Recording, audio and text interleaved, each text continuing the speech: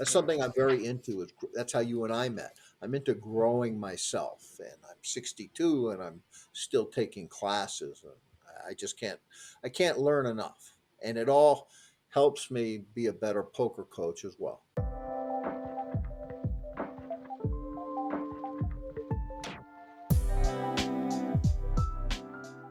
Hello, guys, community and family. My name is JJ Ruescas. I am the host of Optimizandome, or Optimizing Me in English, a show where we invite and have guests that are remarkable in their areas of expertise and from whom we learn from their stories, their tricks, their habits, and especially their mindset.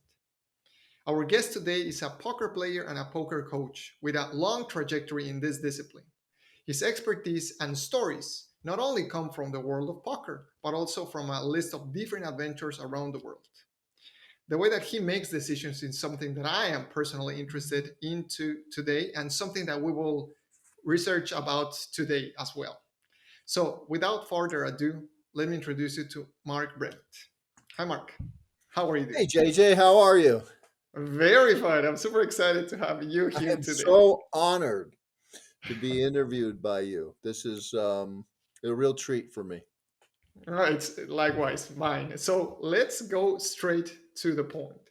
Who is Mark Brement and what does it mean to be a poker player for you? Well, I'm gonna say, long story short, I played a lot of cards in high school. Sort of wasn't a big part of my life. I got into business. I got into the hospitality industry. I ended up buying my first restaurant at age 33, and I was having trouble making ends meet. And coincidentally, they opened up a card room, you know, in Tucson. And that's when Indian gaming, the on the reservations, the casinos are all over the United States now, but that was the beginning, 1996. So because I was having trouble making ends meet, I thought, okay, well, this is a godsend. I can always go down and make money at the card room and supplement my restaurant. And as usual, I had the wrong idea of things because when I walked into that card room, they were playing a game called Texas Hold'em, which I had never heard of. I grew up playing stud and different forms of poker. Let's just say I was in way over my head. And on that very first day I walked in the room, I hit a bad beat jackpot, which is, I'm talking to non poker players, so I'm just going to describe it as it's a hand where a very unusual event occurs. One hand is beaten by another hand, like I had aces full and the other guy had four jacks, and all of a sudden I didn't know what was going on, but it was like everybody started yelling and high fiving and grabbing each other and hugging. And I had lost the hand, but the bad beat, it's called a bad beat jackpot, went to me. So I got like $5,000 for this, and Wait, was that your first day? Wait a second. yeah, my first day in within the first hour. Now you can be in this room and nobody hits a bad beat for a year, and it's a progressive. It keeps going up. So that was relatively small. Sometimes the jackpot really grows, and then the players stick around because, like I said, it's an unusual event, and card rooms have these bad beat jackpots. They pull a dollar out of each pot, so the bad beat on the board gets progressively higher. Anyway, I was completely amazed, and I drove home. But I knew one thing, that I didn't know really how to play this new game, Texas Hold'em, and but I had tuition money, so Right, for sure. so it that very straight, what could have been me losing $200, because that's what I sat down with. It was a small game. It turned into like a big event, and it was kind of like fate. Yeah, it was fate. So a poker player was born, and it wasn't really my aspiration to become a poker player. It was the furthest thing from my mind. I was into my restaurant. Right. Within a year, the restaurant became my hobby, and poker became my vocation. So I know that that is the beginning of the poker story. Now, what about the poker coach? How do you become one of those ones? About 5 years in, since that was 1996, I'm going to say the year 2000. Again, I think I know a lot more than I do. I'm basically winning in a game, pretty big game, but it's the tech boom.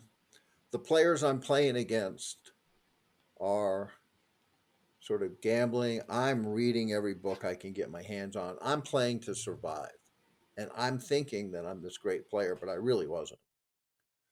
And well, I was a good player, but I just wasn't as good as I thought I was. We call those hometown heroes. Go to Vegas and the sharks will eat you up, but in the hometown, you're safe. So online poker became a huge thing. TV on poker became a huge thing. I found myself in the middle of a poker boom.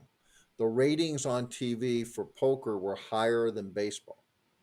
And I started playing online, and that was also a fluke because I was at a friend's party and he had to run and get ice, and he asked me to watch. And I didn't believe in poker online, I didn't trust it. And he came back 20 minutes later from his ice run, and I had won a bunch of money. And I saw patterns inside the computer of the players I was playing against, which emulated what I saw at the poker table. And I found an opportunity to join an online poker site as a coach and also to recruit players to play on that site. And I started earning affiliate revenues. Hmm. And I was making, so I would get somebody into my house, I would coach them, sign them up online, and when they play, I would earn pennies. But if you added it all up, I'd wake up and the next morning I had a couple hundred bucks in my account. It was what, Hmm. it was making money while I was sleeping. So to me, that was a dream. Um, but soon I realized the players that I was signing up, they would disappear because they would lose their money. So I said, shit, I got to teach these guys how to win. Because if they win, I win. And a coach was born. Hmm. That's silly. So I am bringing people home. My kids are age 2 and 3, and I'm continually grabbing people out of the casino. It's sort of like a sales background. And for me, I've always enjoyed teaching. It just fit. And building winners was a thing. Now I had an idea. I wrote the community college a letter. I said they should have a poker class. Remember, poker is booming on TV. So they're not thinking, ooh, this is gambling. We can't have a poker class. And I'm not talking about for credit. I am talking about in the personal interest section.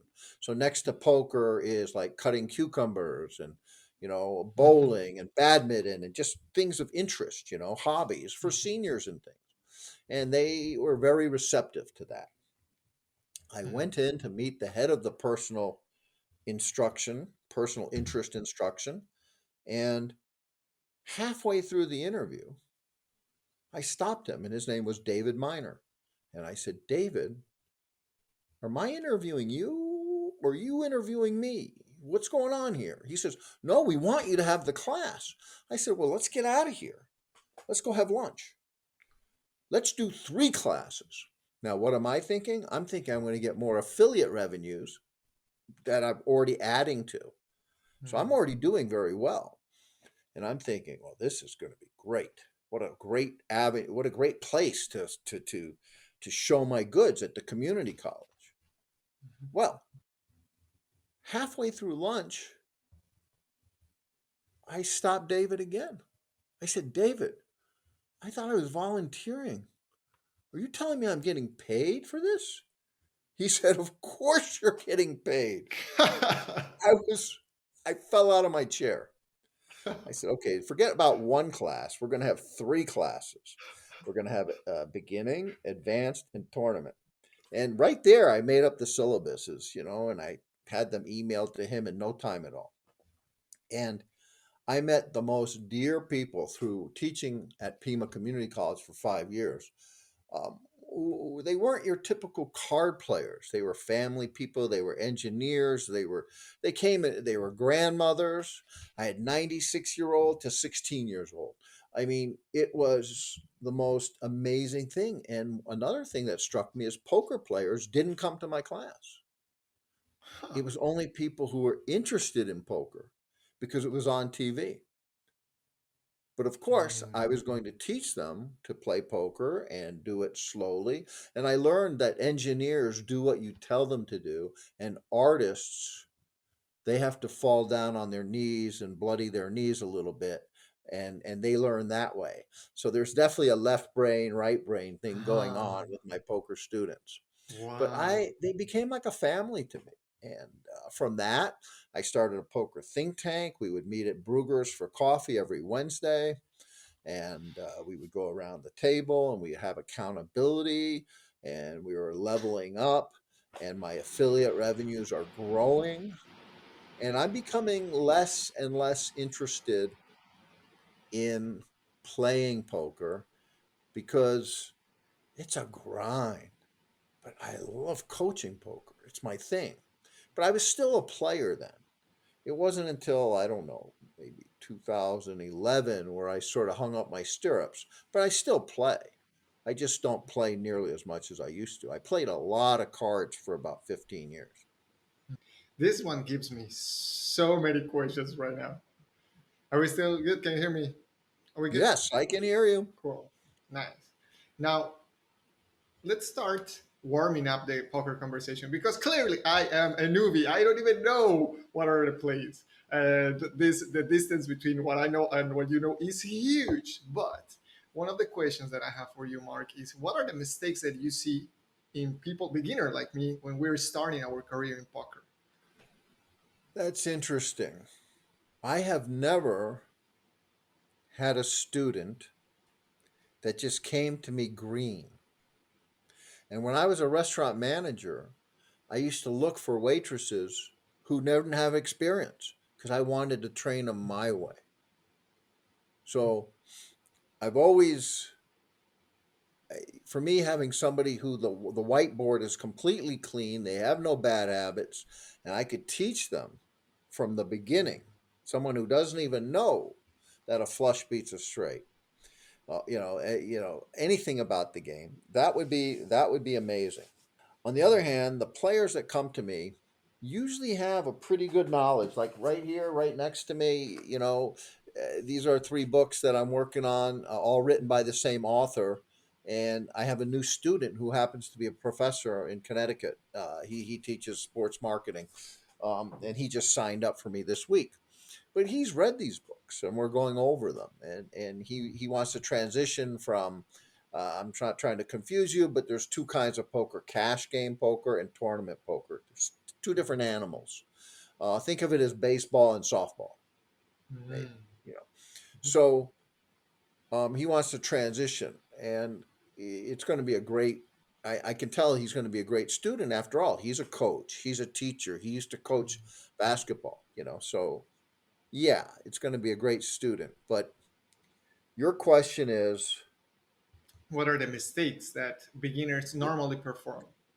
I think of it as this way: poker players have leaks in their game. So in the center, like the sun and the universe, is position. And position is acting last. That's what that means in poker. And everything that you do in poker revolves around your position at the table. Because when you can see what your opponents do first, it gives you a tremendous edge not only to win money when you act last, it gives you permission to fold, which is the most profitable decision a player can make, just simply folding. It doesn't cost anything. So the most common leak is playing a hand where you start the hand in a disadvantage. And I call that coming to a sword fight with a knife. So let me see if I can make it really clear for someone who knows nothing. Someone in front of you has raised. He's a pretty tight player. And you look down and you see a pretty good hand. It's an ace 10. And you decide to play because you have a pretty good hand. Well, it's a big mistake to play that ace 10 because he has an ace king.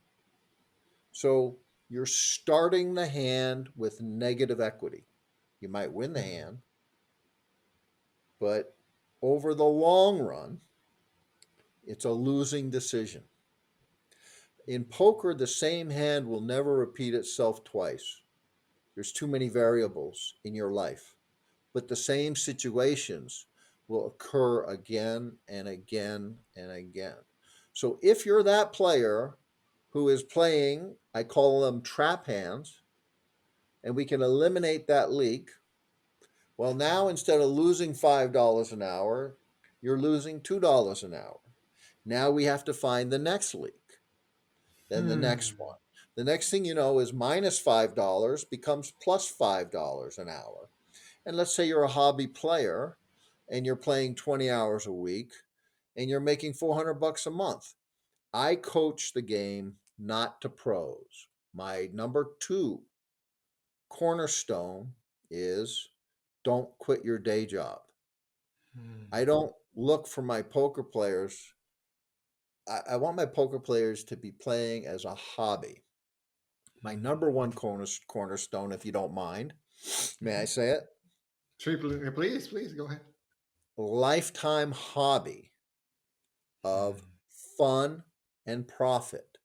Think of a mechanic who works at work, who has a car in the backyard, and he tinkers with it until it's ready to sell on the market, and he makes 500 or 1,000 bucks.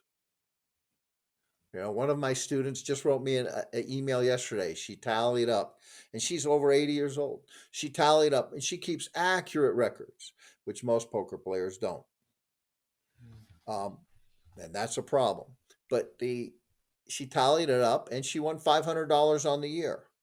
She's had better years, but she was actually losing in December, and she pulled it out in the Hmm. last 3 or 4 days. She pulled it out, and it became positive. So it was great.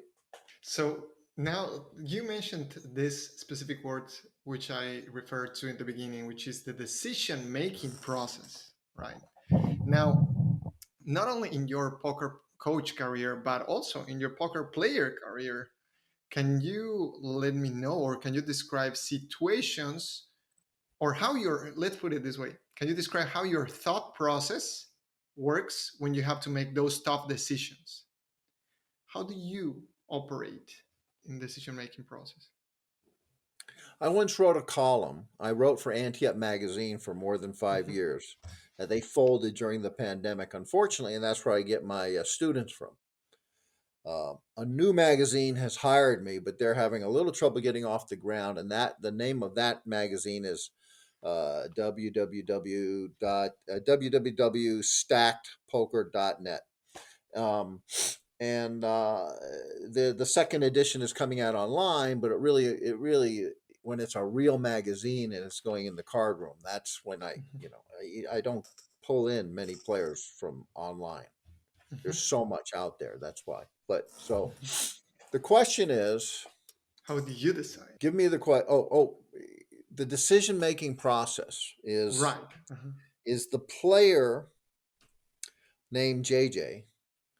He's a sailor. I call him the drunken sailor, and he's having fun. He's splashing around money. He's raising. Now he's got a very wide range, and I'm sitting there. I'm the shark, and I'm waiting for him. So I isolate him with a re-raise, and now it's just him and me. And I just use Mhm. my poker skills to extract his money. Mhm. Um, and uh, the the point is the very same situation, and I have the very same two cards. The guy named I call him Old Man Coffee or Uncle Broomcorn. Take your pick. Uncle, Uncle Bob. Uncle Broomcorn. They say about Uncle Broomcorn, he's so tight he anteed himself to death, meaning Hmm. he never plays a hand. Uncle Broomcorn, all of a sudden he wakes up and he raises. and I take this hand and I throw it away. The same hand that I re-raised my friend the drunken sailor. So Mm. this is a game where you're playing different situations against different people. Got it. So there's a lot of that. That's very difficult to teach. Mm. However, um, it's teachable. It's teachable. How did Hmm. I do? Did that answer your question? I'm gonna go back to this question. I know that I'm gonna go back because And then I'm going to add to that then sure. bluffing is a very important part of the game. And if you Mm. bluff too much, people will start to look you up and you'll be losing. Bluffing means you don't have a hand, but you push your money in and you watch them fold as you take the money. Well, if you do that too much, people start to wake up and they start to think, oh, this guy's, and they call you. And then you say, I got nothing. And they take your money. So Mm. your timing is very important. And that's also part of your profit margin. So imagine a circle and where your profit is coming from. Okay. One of the slivers is the hands that you select to play. But the problem with that is it's if you had 10 things in the pie, it's the least important of the 10. Mm. For example, position is much more important. The problem with players is they always look at their cards, and it's how our brains are hardwired. We've got good cards, we think we deserve the pot, and we act accordingly. And I'm thinking about the situation, not the cards. Mhm. In fact, this is kind of crazy for me to advertise because I'll lose business. I play hands in the dark sometimes. I feign that I look at my cards, don't even look at them, and then I come in with a raise. And the way it happens is I end up winning the pot because quite often both players don't have anything. Mm. The guy with the biggest bet wins. So how often do I do that? Once in a while. I find it opens a door in my brain called the imagination door.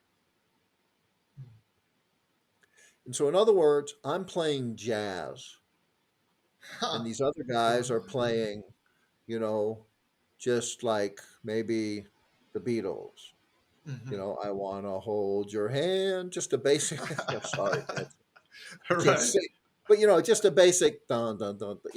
Right. Like So you mean, and correct? Let me because you put it in a beautiful analogy that is the jazz analogy. I was thinking in my mind something that actually by that expression was properly said. What I was thinking is some people are mechanized in their way of playing, but you are adaptable to the situation and you're riffing and you're improvising at some point. Is that what I mean? Is that what you mean? absolutely. And Okay. there's only one player in the world who I really hate with all my heart, and his name is Pluribus. And he was developed at Carnegie Mellon, and Uh, he's an AI bot. And let's call Pluribus a she. And she never learned about ace king is better than ace queen, pocket threes is better than pocket deuces. They did not program her. huh. They just simply had her watch a million hands play against herself. So she took five pros and just crushed them, like LeBron James playing against five people in college. I mean, Hmm. she beat them at such a high rate that it almost makes a grown man want to weep Hmm. because it just proves to me what I'm telling you, that we're like, in the evolutionary scale, we're still chickens, and Hmm. Pluribus is so far ahead of us. And it's my dream to outplay an AI bot. And I used to Hmm. teach in my class in 2010 at Pima Community College. I used to say, "Hey, a bot can win in chess." That's all math. That's all logic. But a bot can never beat a real poker player. And boy, was I wrong. I had an engineer, and he's a manager of one of these big telescopes. And he told me after class, he said, "Not for long, Mark. It's coming." And I didn't refute it, but I thought, okay, when I see it, I'll believe it. But Pluribus has completely turned this game in my mind upside down. So the first thing you learn when you're learning poker is the hand strengths. It doesn't matter where you go to, but in the Mark Brement School of Poker, there's a list of 10 things, and it's number 10. So I think I want to pat myself on the back because before I knew the name Pluribus, I was doing it that way. And I do play out of the box when I play. And I know you're going to ask me about my biggest win. So, um, and audience, please forgive me because JJ didn't say anything to me about that. But in Mark, tell me about 2000, your biggest audience. Mark, tell me about your biggest audience. in two, Waiting. I'm not a tournament player, but in 2005, I found myself in Vegas with a few friends and my kids and my wife and my family, and I joined this tournament for $1,500. And the tournament that was May 13th, 2005, and the name was Showdown at the Mirage. And it's a great story, but I came in second place and I won about $100,000. Hmm. And that was life changing for me. What made it life changing? The money, paying off the house, things like that, Ah, just, okay, okay, got it. that was a good chunk of change for a guy who was Wow. struggling with two little kids. Uh-huh. And it also, helped my ego. I felt Uh-huh. pretty good about myself. But the that whole story about that tournament is interesting too. But the the depression of coming in second and not first is also interesting because first place paid 160,000, and I really thought that had my name on it. But we could spend the whole interview talking about this particular tournament. Can you Uh, give us some insight of what happened in this one? I know that we can summarize the story, but let's see yes, what I'll happened. give you some Zen. I'll give you some really good shit. Okay. Sure. In a tournament, when it comes down to the last part of the tournament, before you're in the money, we call that the bubble. So they paid 27 players, and from 28th to 35th, let's call that the bubble. Everybody's playing really tight because nobody wants to get knocked out on the bubble.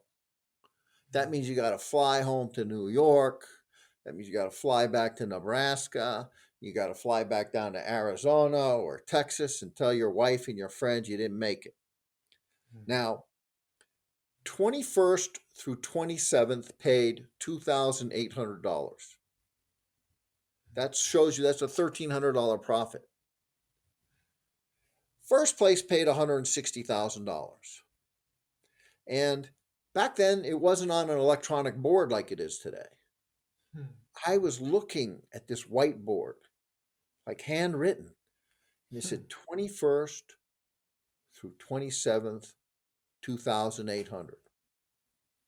And I was sort of short on chips, and I was trying, like everybody else, to what we call limping into the money.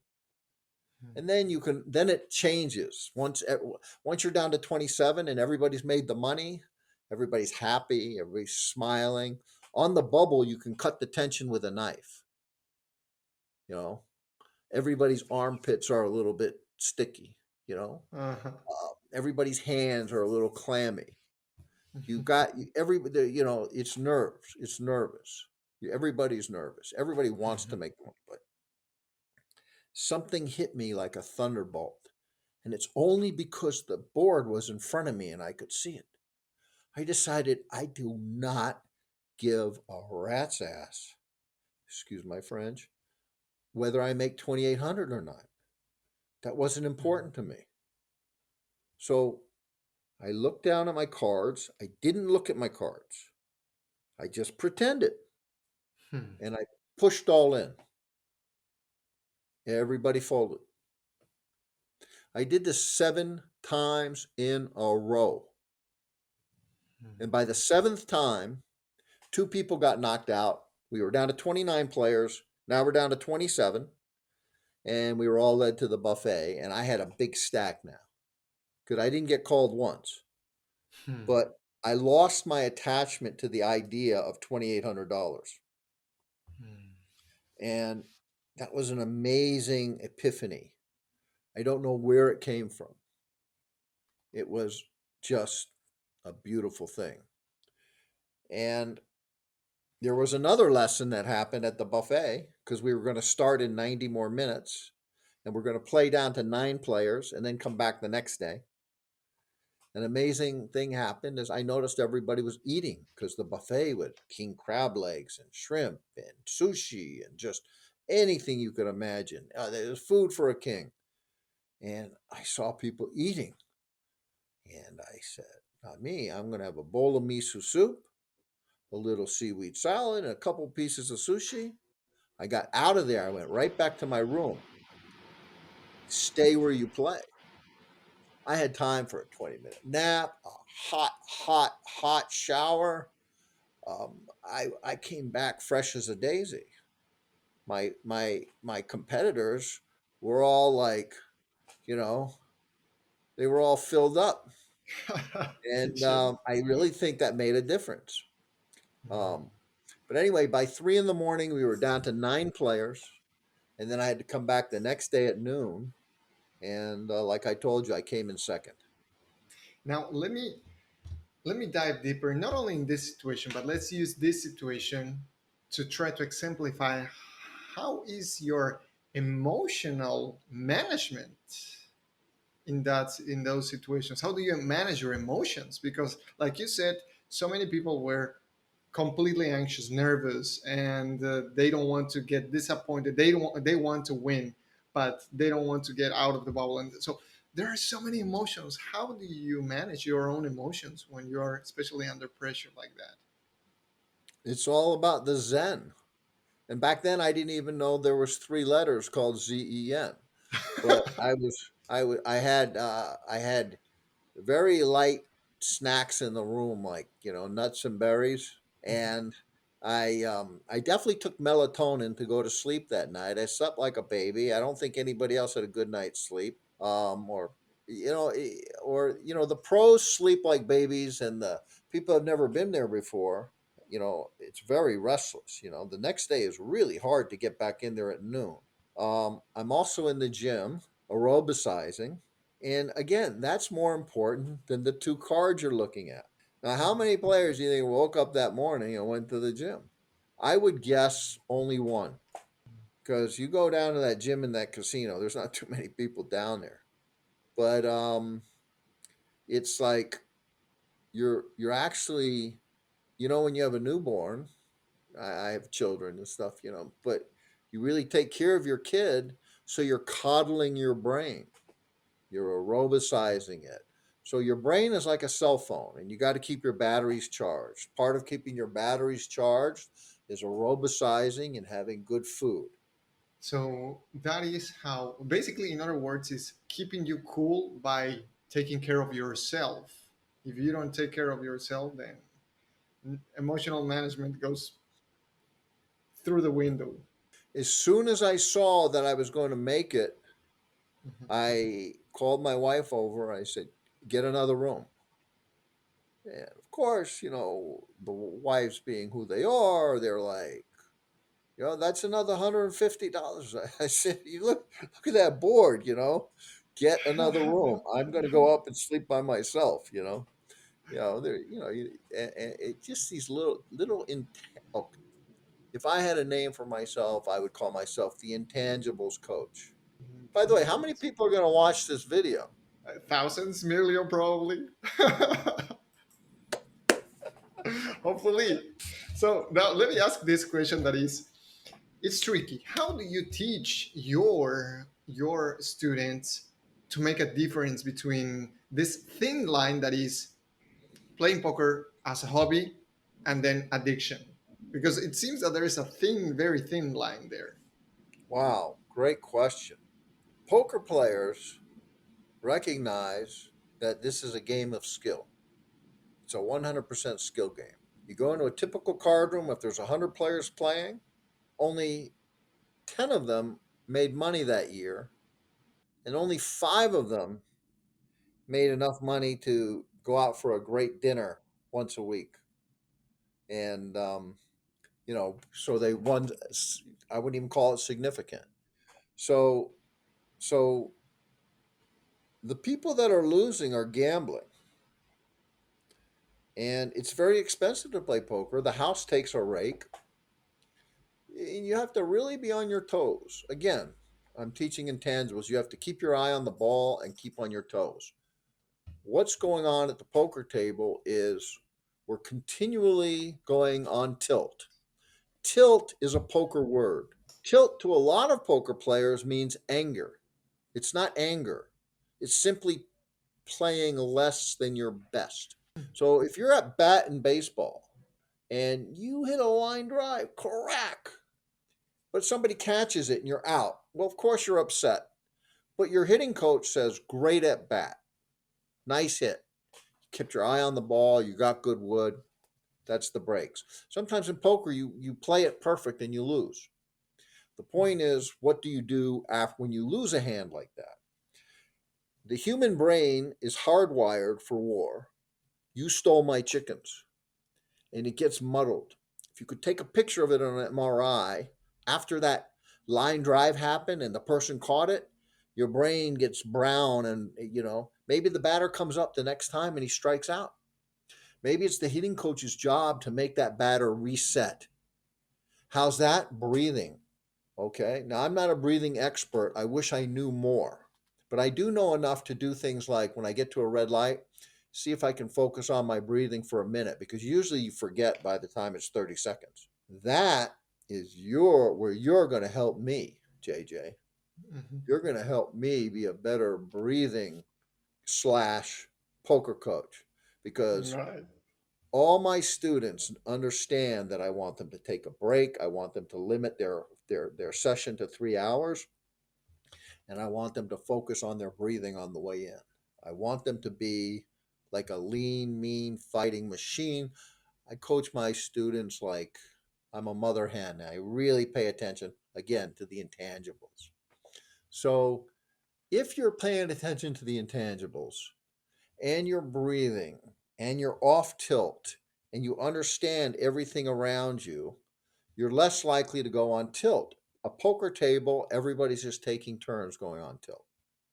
If you have 9 equal players, and a famous poker author said this before, I read this from him. His name is Mike Caro. Before I talked about it, he said it's called Caro's least law of least tilt. If you have 9 equal players, the person who has the least amount of tilt is the one who wins the most money. So Hmm. it's not so much how you play your cards, it's how you manage your brain. I make my students painfully aware of the fact that they are gambling, and don't kid yourself. And it takes it's a real aha moment. So imagine a player at a craps table. He's rolling the dice and he's having fun. His amygdala in his brain, which is supposed to be the size of like the tip of a needle, is about the size of an almond. Okay? Well, that same thing's happening to a poker player. We are gambling. Our bodies are going through an emotional roller coaster ride. It's a dangerous hobby. So I don't want to be too much about myself, but I really approach the game different than any other coach I know. I'm sure there are, Mhm. um, and I'm sure it comes up with every coach. But for me, it's like the priority. It's the big priority is how we're taking care of our brain. How many hours are we playing? And sometimes students get upset with that. They want to talk about tactics. They want to say, "Well, what if I have an ace 10 and I'm in the hijack seat?" And there's all these different poker jargon, and I know you're not following that, but somebody that knows the game will know what I mean. Mhm. You're in the hijack, the cutoff, the button. What should I do? And I'm saying, well, it doesn't really matter. I want to know what's your frame of mind? Are you up or down? Who made the raise in front of you? You know, how long have you been at the table? And it's okay I'm not saying tactics don't matter. They're very important. Mhm. Sometimes in baseball, you lay down a bunt, but you have to stay on your toes and keep your eye on the ball. They tell you that in third grade, and they tell you that in the major leagues. By the way, do you understand baseball? Yeah, yeah, yeah. Okay. I know. I know you Yeah. don't understand poker, but I'm using I'm analogies that getting there. I know that you use analogies that you understand. Yeah. That's great. Thank you for that. Yeah. If I wouldn't, I know that you will find some analogies from soccer to make me understand that. We're Sure. good. Sure. We're good. I got it. So, question. Now, what about this? What skills from poker can be transferable or are used outside of the table in your day to day life? Nada. Zero. I see books now about and TED Talks from poker players who are justifying their existentialism, if I'm using the right word. It's a pet peeve of mine. That's why I was so quick to say nada. It really pisses me off, like as if poker players have better marriages or get less speeding tickets or have less drug problems or forget about that. You know, the, poker is a game. And if you're going to tell me that stockbrokers, or day traders, or like it's high stress. So I think poker players have a high rate for divorce. I don't know what the number is. They say police officers have a high rate for divorce. Of course, that's a stressful job, right? But if you're a poker player and you really think you want to go pro and you want to make a living at this, boy, you better have your whole family support. But it's really a bad idea. It's really not doable. You have to have a bankroll. You have to be able to take the swings. There's lonely nights in the hotels. You get ripped off. I mean, there's scams. It's just eh, what can be transferred? Balance. If you approach your life with moderation and balance, I can think of three students I have right now, and they all have an incredible amount of balance in their life as far as being parents, grandparents, teachers, a budget for poker, the common sense to hire a coach. Um, yeah, these three people are not your typical card players. One day I was playing poker when I used to play for money. That was my thing. And I just happened to be at the Bellagio in Las Vegas. And at this particular table, I could feel the intelligence. And I just pointed to this heavy guy with a beard. He looked academic. And he was a physicist and he was here for it was only 200 people in the world. They'd come into Vegas for a whatever. And so here's a guy with an IQ of like, off the charts. And I knew he was not a good card player, but wow, he was smart. And then I sort of went around the table, not one by one. I was clever. I knew how to do. I had fun with it. People started talking. Every single person at this table was a genius in what they did. And they all were like easy money to me. It was like I'm the shark and they were guppies. But we all laughed and I said, okay, I'll tell you guys what, because they started talking about me being, I had a lot of chips in front of me. I'm having a good time. I'm feeling the manic, I'm just, man, I know where everybody is. And I said, I'll tell you guys what, I will trade you my bank account for any one of yours. So if that should tell you something. Now there are famous poker celebrities who have made tens of millions of dollars. There's no doubt about it. And there's some very successful coaches who I just revere, who have done huge online programs and have thousands of students. And I'm jealous of them because I fell behind um, that kind of online. I was the guy who brought one person into his house and taught them to play one by one. I didn't see the internet future and how to really build something. And I'm still stuck in my small brain because that's all I really want to do. I want to build my poker school where I have a poker calendar and I have little classes that I attend, little think tanks, discussions like you and I are doing, and 6 or 8 people and lock it. But I want to be there, and then they pay an X amount of dollars a month, and they can come in. If they don't get there signed up, then they got to find another time because I don't want a big group. I want to be able to really hone in as a think tank. And I love to brag a little that I did this at Wednesday at Brugger's Coffee. Oh, for almost 5 years, I had 8 people, and we met every Wednesday. We went around the room. Hell, it was like a 12-step meeting, you know. The person would get up and they'd look at their numbers and they'd say, "Hi, my name is JJ. I am a lucky player. A powerful winning force surrounds me." And we would say, "Okay, JJ, what'd you do?" He goes, "I played 9 sit and goes, and I moneyed in 40%, and I made." And this guy's playing 5 cent, 10 cent. I made $14, and then I played 400 hands of cash, and I made $37. This is my idea of a poker student. And he's not this guy I'm thinking of. For example, his name is Ted. He's not alive anymore, but he's a kind of guy who comes to me through the community college and joins the think tank, and it's a hobby. And this is my thing. I'm the hobby coach. Nice.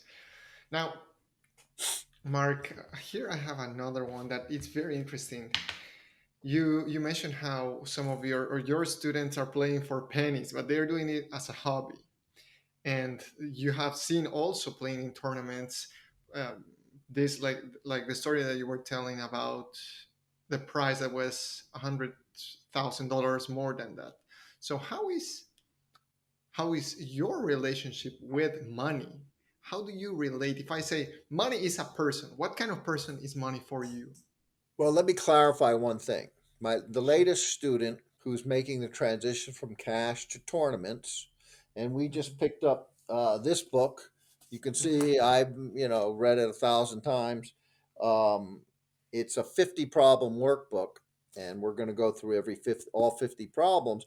He is planning to join the $10,000 buy-in main event. Hmm. That's why he hired me. Hmm. So I got I got penny, and I got the whole range. But if I understood you correctly, Mhm. your question is how, tell me your question again, please. Sure. And this is tricky because even myself, I'm trying to clarify this question for me.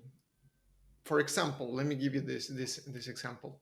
For some people, money, and I see this a lot in South America. For some people, money is an evil need or something that is evil but is needed. For some of them, it is their goal in life and everything in between. How do you consider your relationship with money? Me personally, Yeah. wow, I think this is going to have to be a whole nother interview for that question. I love my money as much as the next guy. I um I I made some trades today in the stock market. I bought Disney. They're beat down. I think it's a good buy. But the point is, I'm not a day trader. This is a 5 year hold in my mind. So, um, and I don't want you to give you the wrong idea. It's like just a couple $1,000 my buy. I'm not a, I'm not a, but poker, I fell into it. It wrapped me in her cocoon. And I think if you took my best friends from ninth grade and we still all talk, it's a New York thing. In fact, somebody's birthday today. And I asked them a survey today, how many of you use a tongue scraper in the morning? And I was shocked that I'm the only one. But after I brush, I always scrape. It's big. It makes a big difference. But none of these guys, they're all the same age. We're all 62. Maybe he's 63 today. So so we're still friends and we kid each other. And they're all really, I say, wealthy is the wrong word. I think wealthy is more money than rich, right? Yeah, yeah. Let's put it that way. Uh-huh. Okay, so It they're could not be. Yeah. wealthy, Yeah. but they're all of their net worths are make mine look really Uh-huh. small. No, no. My point is with this, and now I understand why I made this so confusing.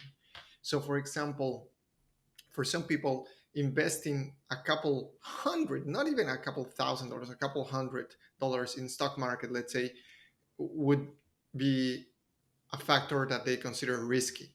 Whoa! If they would put the same money in a play of poker, that is even way over their league. That is too risky, right? Hmm. So it is this perception that we have around money that for some people it is a scarce resource, for other people it is an abundant resource. And I'm fascinating to see how you, in your case of poker player and poker coach, manage your relationship. So I know that the question is tricky, but how do you, okay, you lose money, and how do you feel with that compared to how do you feel when you win? It doesn't matter the amount of money. At the poker table. Yeah, let's put it at the poker table. Uh-huh. Well, let's start with the fact that I coach my players to have a stop loss Huh. in mind before they sit down at the table. And it could be the first hand that they play. And then the casino and the card room is there another day. What Hmm. they don't understand is, in general, people make excuses and cheat with that. But some a stop loss is very important because you have to recognize that once you lose your threshold, we decide what their threshold is, and everybody's is different. I happen to have a very high threshold. Like if I, if I'm stuck $2,500, I'm not really that. But some people, and they're multimillionaires, they're stuck $250, and they've hit their threshold where they're starting to affect their decisions. I just say there's another day. So the money has a threshold. Everybody's is different, but my threshold only grew with poker knowledge and reading a lot of poker books and understanding what tilt is and understanding that. And for myself, it's been different along the years. When I first started, I couldn't take a loss. So I would stay and play from Tuesday till Friday if that's what it took to get ahead. Now that's sick. That's crazy. I mean, no sleep for 4 days, but it's very common in the poker world. It really is. It's like you're manic, but people, we're hardwired to go out on the hunt. I think this is what you want to hear, and bring home the catch and celebrate. This is who Hmm. we are, and you got to bring that the elk or the lion or whatever you're hunting back to the cave and be the hero. And that's who we are. That's why we can't get along in this world. It don't I was just thinking about how many just ridiculous wars we've been in. It just seems like we keep going back to it. Doesn't seem like we learn anything from the last one. So I think I think it comes down to how humans feel about their land, about their money, about how we're hardwired. It all comes back to you stole my chickens. And I think if we could learn from poker to have better strategy in politics, there could be something there. And the military has studied that. They have studied loss aversion and they've studied breathing. And I think these are all related in poker. But like I said, I really it might be my pet peeve. You really hit it on the spot, JJ. Uh, the fact that poker players are making the case on TED Talks and books about, about the logic, and even our hero. we have a hero. His name is Seth Godin. Seth Godin. And he I was told, I didn't hear him, that said that you should teach first graders math by letting them play poker. And I was like, no, Seth. It's the only thing I heard him say that's been wrong. And I listened to his podcast today. It was brilliant. He was talking about the Beatles and how they were practicing. It was wonderful. Because I was watching that last night. I couldn't believe it when he was talking about it this morning. But and I'm taking his marketing class, by the way. That starts on January 24th. I'm very excited about that. That's Yeah. something I'm very into. That's how you and I met. I'm into growing myself, and I'm 62, and I'm still taking classes. And I just can't learn enough, and it all helps me be a better poker coach as well. That I is think I did a admirable. shitty job answering your question, but I sure talked a But lot. that last part was admirable. So we're good with that. We're very good. I have a few last questions for you. Is that okay? We have time. Sure, Cool. sure. Nice. I wanted to ask, what is something that you have unlearned over the last few years that improved whether the quality of your poker or even the quality of your entire life? But something that you said, okay, no more. I will unlearn this thing. It's a continuous battle, JJ. Your ego is not your amigo. I have met so many new dear friends just in the last year through the three akimbo classes I've taken: writing, creative, and story skills. Um, and this isn't an advertisement for akimbo; it's not for everyone. But Right. um, the the human spirit of community is rewarding. The most important thing for me in my life are my children. Everything goes in my mind through them. And that's normal. That's not that's typical, I think. Which also, I guess, is part of the way that you make decisions, even when playing or. Yeah. Before my kids came along, I was a late bloomer when it came to marriage and children. But you know, all the fun stuff like drinking and playing cards and smoking cigarettes and all that stuff were. In fact, caffeine and nicotine were my at the beginning of my poker was what they hit my spot. Everybody's different. Yeah, poker can be a really bad habit. I approach the game. I approach the game with danger, danger, danger.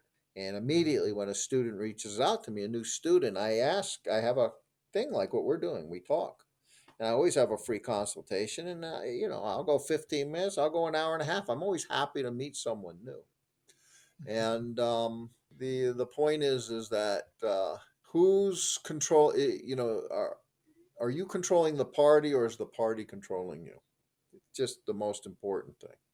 And I think that's true in all aspects. Okay, Mark. So, last two questions that I have for you are: where can we find you on the internet? Maybe what's your email address, or if you're still you tell me about the new magazine that is about to come in the upcoming months. Well, online you can find me at. Well, let me just give you my email and my phone number. Perfect. Nothing, like Yeah. I can't say I have a favorite student, but one of my students recently came to me. He's been with me about a year now. Let's call him Joe. He came to me through something he read online that came from like 10 years ago. I don't even know how he found me, but I was really surprised. It was something I did. I don't know how it was came up, or if somebody gave. Yeah, I'd have to. But I need to do my. I need to make myself more visible, and I don't Yeah. have sight, and it's a real shame. I'm an embarrassment to 2022 as far as where I am. But hopefully, this will be a year where that I up my level. I want to Nice. level up and get into the real world. Anti up. Um, Okay. but so my email is my last name, my first name at gmail.com. No dots, no Brement. dashes. So Brement Mark at gmail.com. And Great. my phone number is, I don't see a chat to type it in, but is No area worries. code, and I live in Tucson, Arizona. Okay. And once we get past this pandemic, I have been known to fly, meet with people too, do individual consultations for a weekend. But my my phone number is 206-474-9267. Nothing thrills Perfect. me more than to get a text or an email or from a new person. I love building my family. Nice. And the email and the phone number are going to be part of the notes of this episode. So no worry about that. All right, I love Nice. it. I have one last question for you. I have only Wait, one last and I just question. want to add one thing. Part of the creative class in Akimbo, it was a recent prompt number 37, I think, and it said, "Who are your 10 true fans?" And that's really what I'm looking for. I described like I have three or four. I want 10 true fans, and I want to meet with them once a week. I want to have a poker think tank like we used to have at Brugger's. That to me is a dream, and that's where I build from. And the prompt said you want 100 fans, and then that's all you need. Seth's written 17 bestsellers, and less than 1% of the world has read his books. Probably like 0.0001, and you don't need a lot of people to make your thing where you want to get to. So anyway, yes, that last question. Sorry. Nice. No worries. Thank you for that. If you could leave the audience with a question to improve their poker skills, what would that question be? Do you have a coach? Poker is a game of skill, just happens to be measured in dollars. Imagine a soccer team of some great players, but they had a team vote and they voted that the captain named JJ is going to be our coach. While you play center, you're the coach. Team's going to fall apart. It's an essential ingredient in a successful team because, man, 11 different men and 11 different egos. One guy is okay with getting his ass kicked. You throw the clipboard down, you say, run faster. And another guy, if you do that too, my God, he's going to want to trade. He's not going to show up the next day mentally. So from that standpoint, I think I've never coached the same two players twice, the same way. The same two. I mean, I start off with fundamentals. You got to keep your eye on the ball. You got to stay on your toes. But every poker student that I get, after the first couple lessons, it all goes to different areas. So I think of myself as like a poker doctor. You know, cut down your hours from 5 sessions a week to 3 sessions a week. You were playing 6 hours, cut it down to three. Can you do this for 2 months? They all say yes. They all don't do it, but we work on it. All of a sudden, a perennial losing player is actually starting to break even and is starting to feel good. It's like a great sandwich. Great. Thank you so much, Mark. I really, really appreciate it. And just to end this episode, guys, if you enjoy this conversation with Mark Brement, give it a thumbs up and subscribe to receive notifications for upcoming interviews like this. That's all for today. So keep learning and see you soon. I only have one question for you, JJ. Sure, what's it? Can we do this again tomorrow? I had a great time. Yeah, we will have to book this one as well. I'm happy to hear that, Mark. See you All guys. right. Thank you very much. Bye.